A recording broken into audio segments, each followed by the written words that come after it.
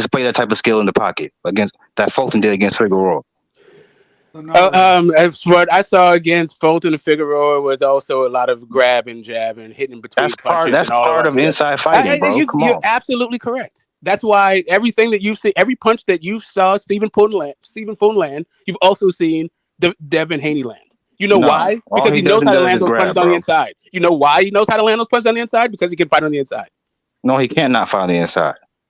It's all good, dude. Yeah, It's not that There's hard. people who know Like more we can about talk, we boxing can than go me through that'll the tell you the punches same that you damn land. thing. We can talk about the kind of shots you land on the inside, and then we can talk about whether you've seen Devin Haney do that. He's not a complete fighter, bro. I mean, I hear you. Now there's a different. Hank is a complete fighter. I mean, Tank can fight on I the hear inside. you. Tank can do it all. No Hey, damn we complete don't. fighter. Hey, Tank, we Tank know what can Tank do it is. all. We ain't got to bring But Tank in this shit. We know what Tank is. We Yeah, ain't, yeah, you're Tank. right. But So Devin Haney is not no damn just complete so we fighter. understand Devin a Haney's complete an fighter. outside to So mid range Tank's fighter. That's defense it. is right. So how just so hard we you can understand punch him.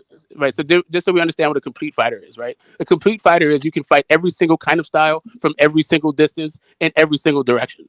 That's what a complete fighter is for me. Yeah, Maybe that's not Devin Haney. but to me that's not what Tank is. Yeah, Tank isn't a But that's Well, cool. then you don't know But that's shit cool. about It can boxing. be. Then Loma is complete. It is what Stephen Fulton is. respectfully, Tank is definitely a complete fighter. So is Stephen Fulton, what y'all Keyshawn Davis.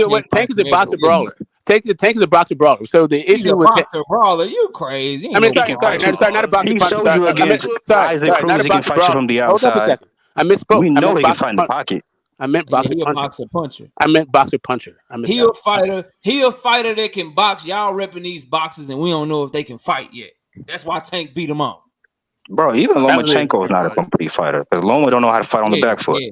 Y'all rocking with these boxers, and we don't know if these boxers can fight. I got a fighter that can box. Hey, you know something that's so funny about Smoke? He says, in my opinion, right after he says, let's understand something now. I'm gonna tell you what a complete fighter is, and then proceeds to says, in my opinion. I don't understand. Yeah, that's right. Right. So, because I like to define terms, because it sounds like when we say something like complete fighter, it assumes that we all have the same concept of what a complete fighter is. So, when I use terms, I like to define the terms I'm using. So, I don't sit there and have a kind of conversation about he's a complete fighter. No, he's not. When we haven't even defined what that means. Hey man, we have defined that though. Tank has fought every way. I know I did. I know I definitely did. I know that I did. Hey, right side. Are you going live? Yeah.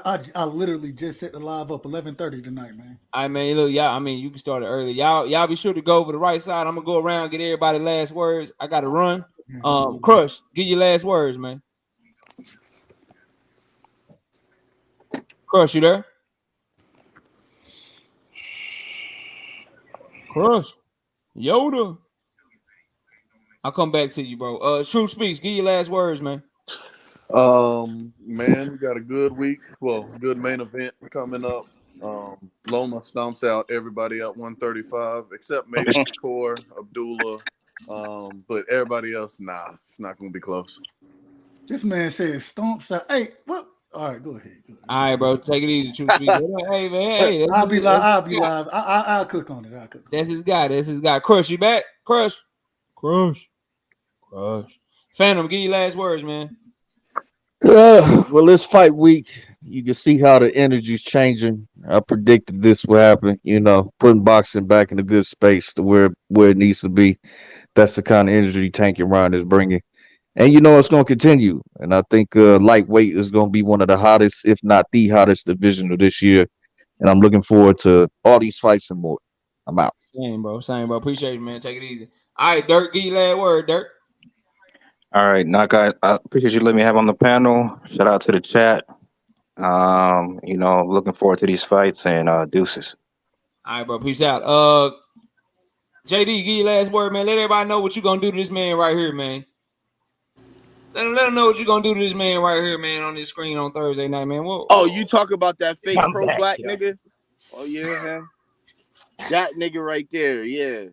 Pro-black, but then we diminish and start name calling other black fighters you supposed to support because you woke. Yeah, I'm gonna give him a reality check, bro. I'm gonna wake him up. Wake that nigga up. Matter of fact, he gonna wake himself up on the mat, bro. That's what I'm gonna do to him. Wow. No more talking. I'm gonna see you when I see you, cuz I heard that shit you said too, and I ain't like it. I'm gonna show you what's up though. All right, man. Take it easy, bro. Appreciate y'all. See you later, man. Damn. Wow. I think we're gonna have a very passionate debate on Thursday night. Crush, talk to me, man. I see you back. Get your last words, man. Oh man, hey, shout out to everybody, man. Salute Knockouts, always an honor. It's exhibition week. I can't wait to exhibition weekend, and I'm gonna see y'all later. I'm out. All right, man. Peace out. Man, Smoke, I ain't gonna lie to you, Smoke. I was I was looking for you on Friday. I seen the live, and then I seen the shit with 5 minutes. I went back and watched the whole 5 minutes, and I just busted out laughing. I like Smoke said he ain't fucking with us today, man. You fucked up a whole Friday, man. But give last words, man. Let everybody know what you got going on, Smoke. Yeah, you know, we do what we can when we can, how we can. And yeah, I'm looking forward to this weekend's fights for none of the marbles. And yeah, only for bragging rights and a money grab. But it'll be fun to watch. All the kids will be around. Oh, shit. And we all know what's gonna happen. Ryan's going to sleep. And every single day we can talk about like how dangerous Ryan is, all the way until the dude gets put to sleep. It'll be fun. Yeah, for none of the marbles, not even one of them. Damn, that was fun. Yeah, absolutely none of the marbles. It's all, yeah, that shit was fun. It's all good. It's not an exhibition though. It's a real fight at 136 pounds.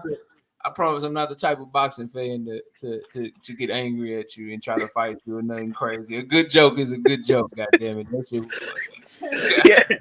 Until next time, you guys. Peace. All right, man. Peace out. Right side, talk to me, man. Give last words, man. Man, great show as always. KO, man, we will be going live shortly. Hey, man, I ain't got much to say, man.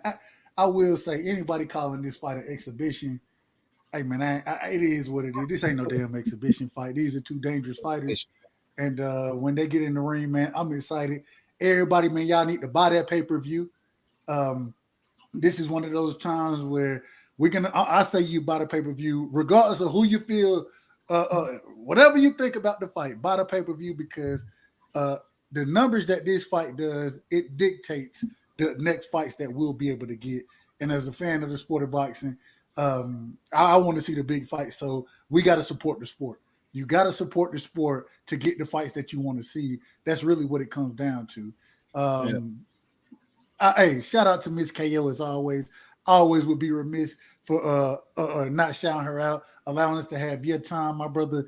And man, you know what it is, KO. Much love. Hey man, Omega Red said he going live at the same time as you. Hey, listen, damn Omega, man. Omega's still mad, man. We had a question came up on the panel, and Omega said I tried to get him, man. The question came up on the panel, and they said, Rick Tim, my brother Rick brought it up. He said, why don't individual click the link? Omega said, I'm gonna click the link just because I feel like y'all might be talking about me. Shout out to my brother Omega Red, man. I got love for him. And now we'll be live shortly, man. Appreciate you, KO. Great job tonight, man, as always. And we'll keep pushing, bro. All right, bro. Peace out. Hey man, shout out to everybody in the building, man. Even my friend of me, man. Even my friend of me woke, man. You know what I mean? Shout out to my wife, Miss KO, Dank Father, Big Ray, Omega Red, Rolo in the photo. Let me see. No Evidence, Rick Timms, JD, Smoke, everybody that hopped up on the panel to participate. I appreciate y'all, man. We'll be right back live Wednesday night, 7:30 p.m. Central Time. All the members, look for the channel, man. Look for the videos we dropping starting tomorrow. We're going to drop all these predictions for this upcoming Showtime card. And it's a card. It's another card, too. Let me see. It's another card as well. Yeah, it's a DAZN card. Rachmanov and Cordina for the 130-pound top fight. So we'll be covering that one as well, man. So we got a lot of boxing that we're going to cover. Y'all be sure to check out those predictions we're going to be dropping. I see y'all all on Wednesday night, 7:30 p.m. Central Time. Appreciate y'all. Enjoy the rest of y'all night. And with that, we out of here. Peace out, y'all.